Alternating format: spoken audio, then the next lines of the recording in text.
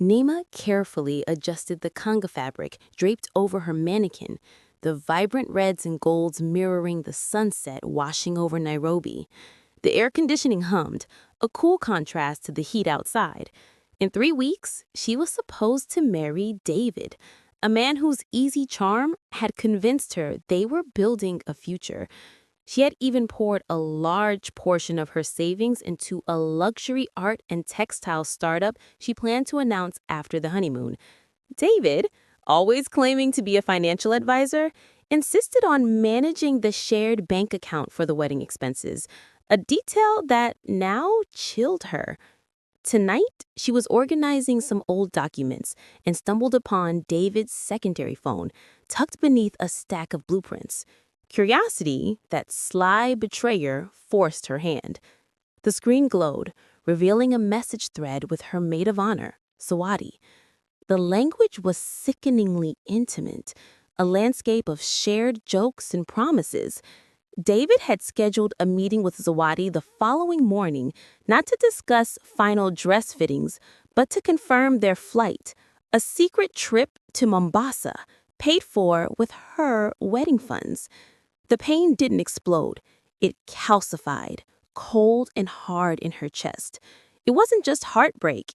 It was the sting of absolute, calculated contempt from the two people she trusted most. Nima gently placed the phone back, a chilling smile replacing her initial shock. They wanted to play a game? Fine.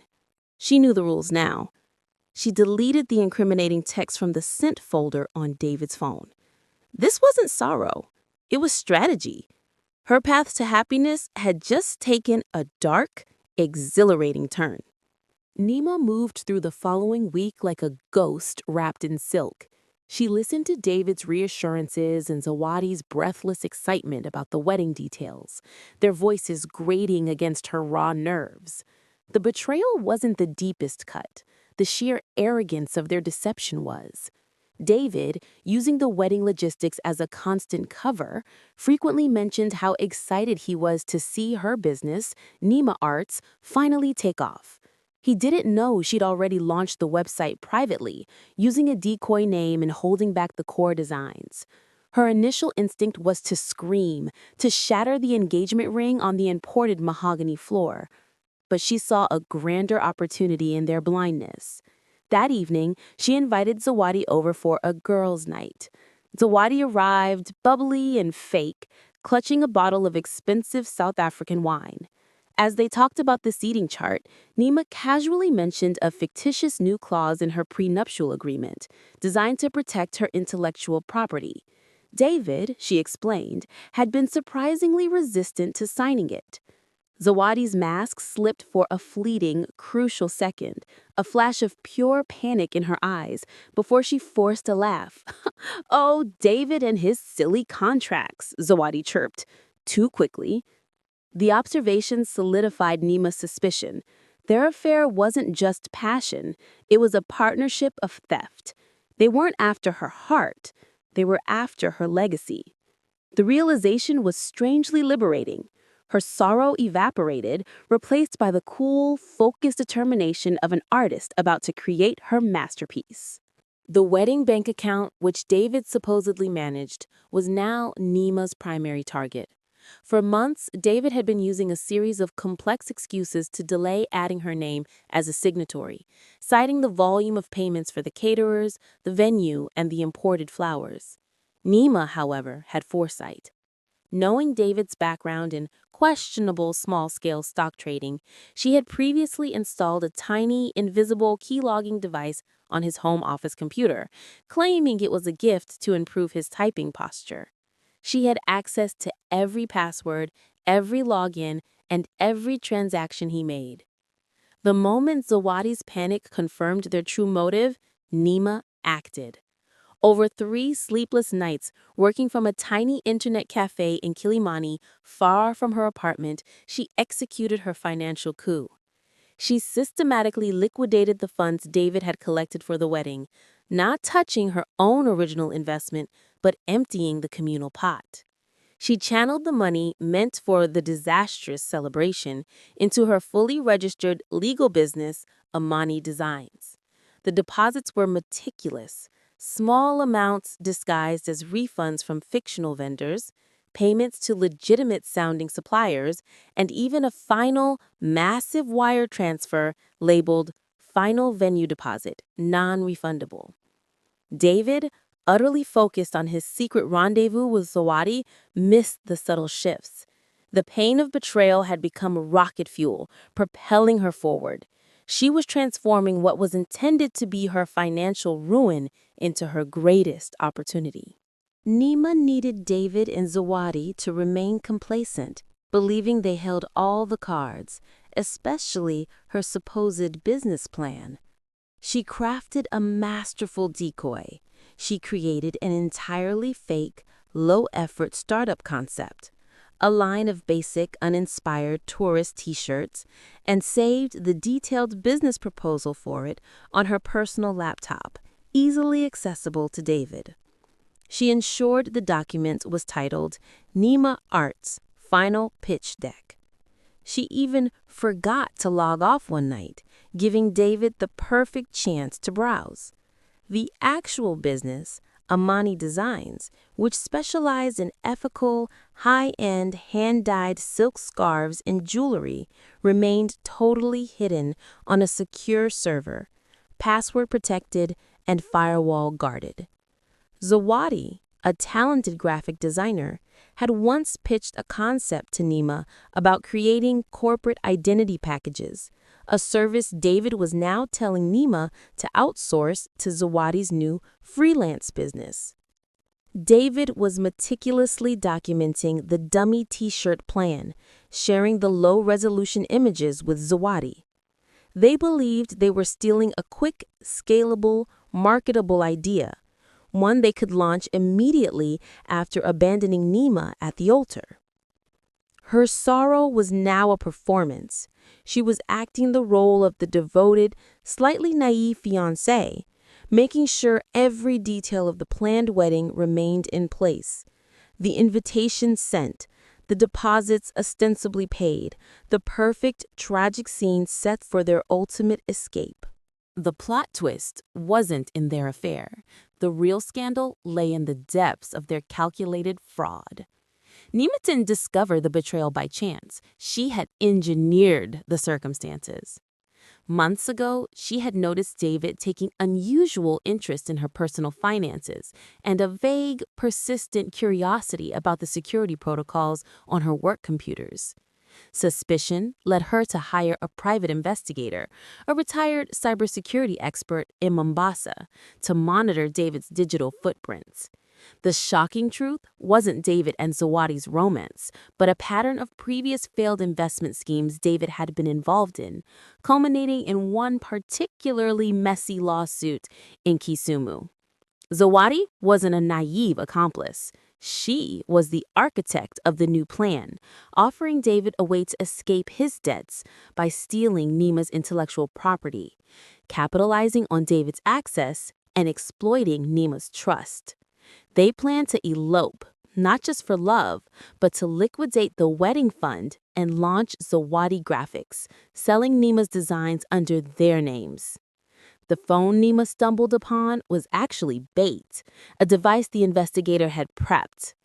Her pain was therefore performative, a necessary element in her counter-strategy. The sorrow she showed David was the sorrow of realizing she had wasted time, not that she had lost a man. The game was now about public justice, not broken hearts. The day before the wedding arrived, saturated with manufactured anticipation, Nima went through the motions of a final dress fitting, all the while finalizing the legal and digital framework for her revenge. She had sent a carefully worded letter via certified mail to David's creditors, informing them of a massive, pending, non-refundable deposit that would soon be canceled, hinting at an impending financial scandal. At the elegant rehearsal dinner, David looked smug, Zawadi radiant.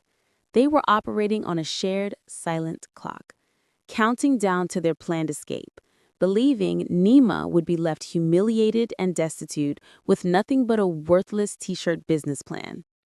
As a final, stunning act of malice, Zawadi presented Nima with a wedding gift, a beautifully framed bespoke graphic design, the logo for the t-shirt business she thought she was stealing. Nima smiled, accepting the gift gracefully. "It's perfect, Zawadi," she whispered, her voice layered with hidden meaning. "You always had such a talent for making something beautiful out of nothing."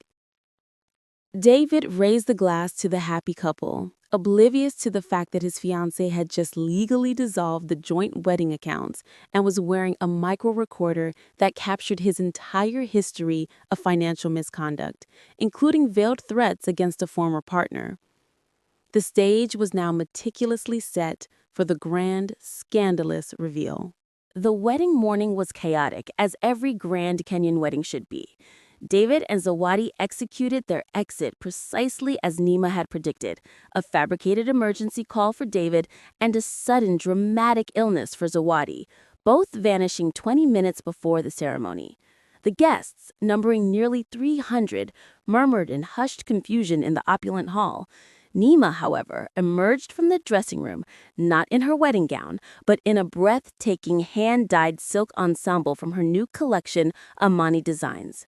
She took the microphone, not to cry, but to speak with calm, chilling authority.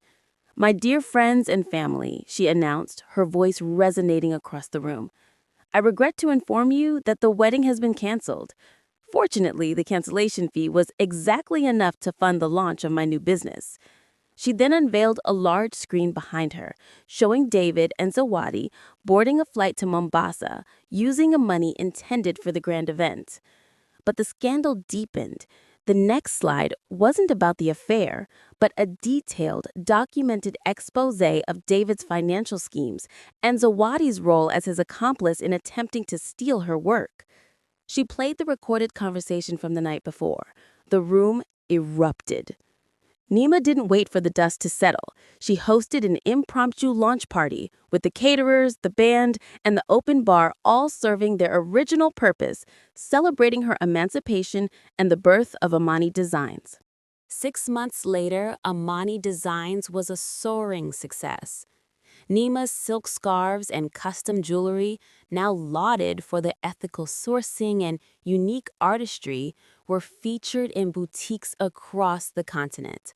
Her cancellation fee launch party had become Nairobi legend, the story of the vengeful bride who turned humiliation into entrepreneurial gold.